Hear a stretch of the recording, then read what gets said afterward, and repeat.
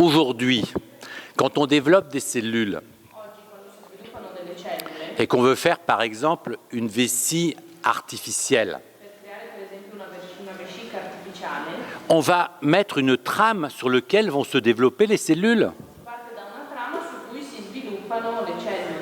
Donc cette notion d'insertion de la vie, elle est fondamentale et elle dépend de conditions physiques, de température, de pression, qui fait que la vie va pouvoir s'insérer. Et cette vie sur la Terre, c'est un miracle. Parce qu'on serait à peut-être 10% de plus près du Soleil, elle ne pourrait pas exister.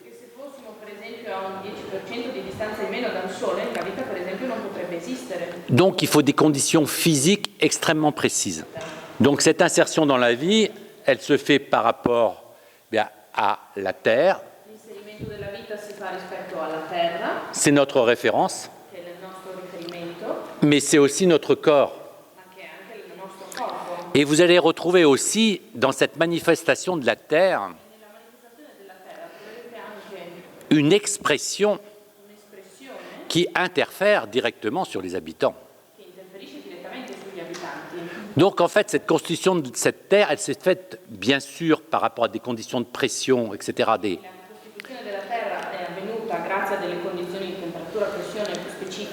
L'évolution d'un temps, des différentes ères par rapport à la Terre,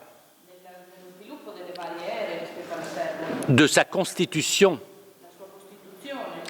exactement comme au niveau de l'humain, on a ces différents stades qui nous permettent d'évoluer. Donc le corps est un système photonique et cette excitation lumineuse qui permet en fin de compte d'activer cette relation par rapport aux différents éléments, par rapport aux différents centres.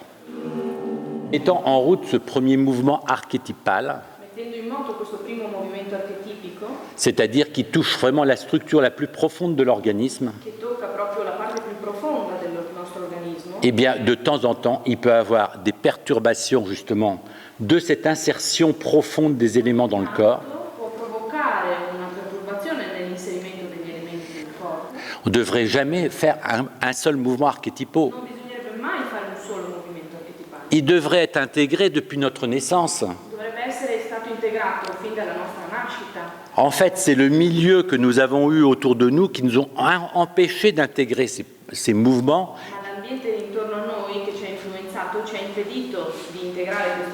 Qui génétiquement sont programmés. Ils sont programmés pour pouvoir les exprimer par rapport à nous-mêmes, pour nous construire dans notre propre identité.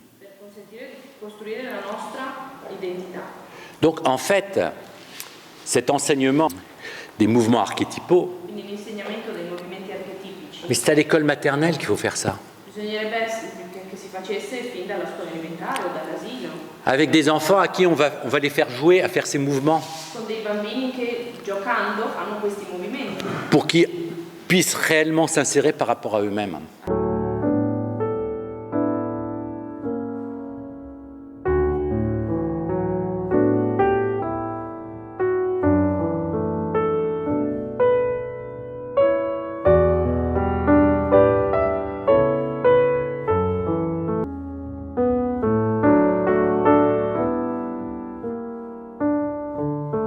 Adesso riparti quasi, ecco, proprio un movimento di espansione che deve, guidato dagli occhi, aprire al massimo il torace.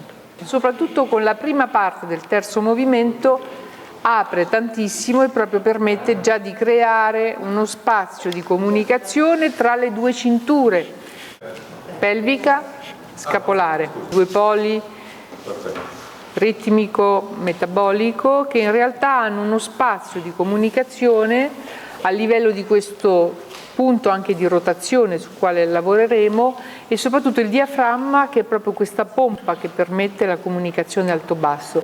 l'udito, che è molto molto sollecitato in questo movimento, perché proprio questa ascolto e questa comunicazione alto-basso, quindi rene vescica e chiaramente orecchie, ovaie, orecchie testicoli, per tutto quello che è proprio questa comunicazione alto-basso, il senso della vista, quindi tutto quello che è proiettivo, tutto quello che è in apertura, legato proprio allo sguardo, lo sguardo che ha gli occhi, l'epifisi in particolare, il clitorido, il glande come riferimento a livello del polo sessuale. Donc que chacun trouve ses références à lui Che ciascuno trovi i propri riferimenti et non pas un enseignement. e non invece insegnare qualcosa di univoco da imporre. Parce que sinon c'est l'enseignement qui devient un concept Se no l'insegnamento diventa un concetto et il vous empêche d'accéder à une réalité profonde dans votre corps. che non vi consente di arrivare a una vostra realtà profonda. Voilà, ça c'est tout l'enseignement de la nutriponcture. Questa è la nutripuntura. D'accéder à ce que chacun Accedere a ciò che ciascuno, soit un maître en nutriponcture ciascuno sia maestro di se stesso et surtout jamais un élève. e mai un allievo. Voilà.